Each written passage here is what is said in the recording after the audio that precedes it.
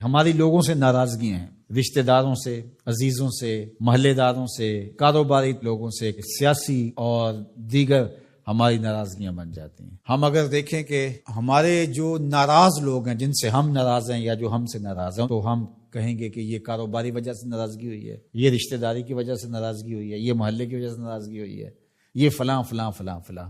اب ڈھونڈے ہماری اللہ کے لیے ناراضگی کتنے لوگوں سے ہوئی ہے، تو شاید ہمیں بہت کم لوگ ملیں۔ تو پھر اس کا مطلب یہ ہوا کہ ہمارا بغض اللہ کے لیے نہیں ہے۔ اس طرح حب للہ، ہماری لوگوں سے محبت، لوگوں سے پیار، رشتہ داریوں کی وجہ سے پیار، کاروباری سانجھ کی وجہ سے پیار، محلے گلی کی وجہ سے پیار، یہ کلاس فیلو ہے اس سے پیار، یہ کالج میں اکٹھے پڑھتے ہیں ان سے پیار، ان کی فلاں جگہ پہ سفر پہ ملاقات ہوگی ان سے پیار۔ جب ہم شادی بیٹے کی بیٹی کی کرتے ہیں تو کارڈ لکھنے بیٹھتے ہیں تو یہ رشتہ داروں کے لکھ رہے ہیں، ان سے تعلق کس وجہ سے ہے؟ رشتہ داری کی وجہ سے۔ یہ گلی کے لوگوں کا لکھ لو، یہ کاروباری سرکل ہے، یہ میرے کلاس فیلوز ہیں، یہ لڑکے کے کلاس فیلوز ہیں، یہ لڑکے کے بھائی کے کلاس فیلوز ہیں، یہ ہمارے سیاسی رابطے ہیں۔ ان کارڈوں کو لکھتے ہوئے کبھی ہم نے یہ دیکھا کہ اللہ کے لیے کتنے لکھ رہے ہیں، اس کے رسول کے لیے کتنے لکھ رہے ہیں؟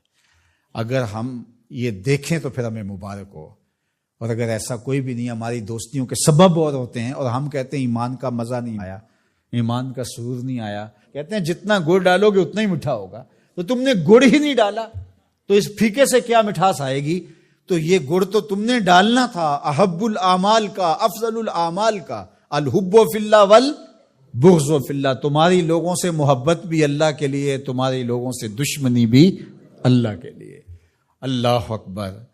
تو ہم نے وہ معیار ہی مقرر نہیں کیا، تو پھر اس کا لطف، اس کی حلاوت کیسے نصیب ہوگی؟ رسول کریم صلی اللہ علیہ وسلم نے ارشاد فرمایا کہ لا یحق العبد حقیقت الایمان حتی یغضب للہ و یرضى للہ، کوئی شخص ایمان کی حقیقت اور حلاوت اور لطف اور مزہ نہیں پا سکتا جب تک لوگوں کے ساتھ اس کی ناراضگی بھی اللہ کے لیے ہوتی ہے، لوگوں کے ساتھ صلح بھی اور محبت بھی اللہ کے لیے ہوتی ہے۔ اللہ اکبر۔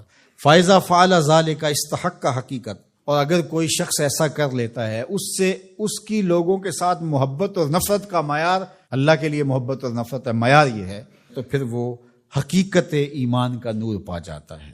پھر کیا ہوتا ہے کہ جب ایسے لوگوں کے ذکر اور ان لوگوں کی بات چھڑے یا ان لوگوں کے پاس جائیں تو وہاں بیٹھ کر کے تمہیں اللہ کی یاد آ جاتی ہے۔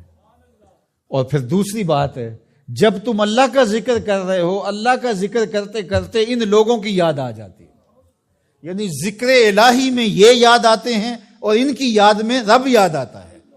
اللہ اکبر۔ یعنی پھر یہ اللہ کے ذکر سے الگ نہیں ہوتے، تم یاد رب کو کر رہے ہوتے ہو تو رب کے یہ دوست بھی ساتھ یاد آ جاتے ہیں، اور اگر تم ان کو یاد کر رہے ہو تو ان کو یاد کرتے کرتے رب یاد آ جاتا ہے، کیونکہ تمہاری ان سے محبت ہی اللہ کے لیے ہے۔ اسلام کی، دین کی، ایمان کی خوبصورت اور مضبوط کڑی یہ ہے کہ تم کسی سے پیار کرو تو وہ بھی اللہ کے لیے، کسی سے دشمنی رکھو تو وہ بھی اللہ کے لیے۔